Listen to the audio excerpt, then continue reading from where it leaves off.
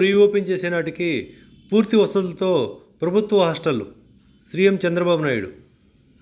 Urban ప్రాంతాల్లోనూ జలధార, తాగునీరు, పారిశుద్ధ్యం, వీధి దీపాల సమస్య రాకూడదు. పేదలు సంతృప్తికరంగా భోజనం చేసేలా అన్నా క్యాంటీన్ల నిర్వహణ. వివిధ శాఖల పనితీరుపై ఆర్టీజీఎస్ నుంచి చంద్రబాబు సమీక్ష. పాఠశాలలు పునఃప్రారంభం నాటికి ప్రభుత్వ సంక్షేమ హాస్టళ్లన్నీ పూర్తి వసతులతో సిద్ధంగా ఉండాలని ముఖ్యమంత్రి చంద్రబాబు నాయుడు ఆదేశించారు. రాష్ట్రంలో ప్రతి హాస్టల్ గాడిలో పడాలని, అన్ని రకాల వసతులు ఉండాలని స్పష్టం చేశారు. సోమవారం రాష్ట్ర సచివాలయంలోని ఆర్టీజీఎస్ నుంచి క్షేత్రస్థాయిలో వివిధ శాఖల పనితీరుపై సమీక్షించారు.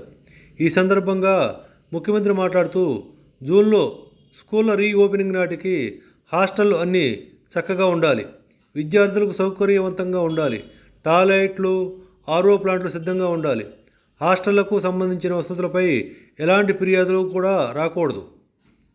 ప్రత్యేకంగా మౌలిక సదుపాయాల కల్పన విషయంలో ఫిర్యాదులు రాకూడదు.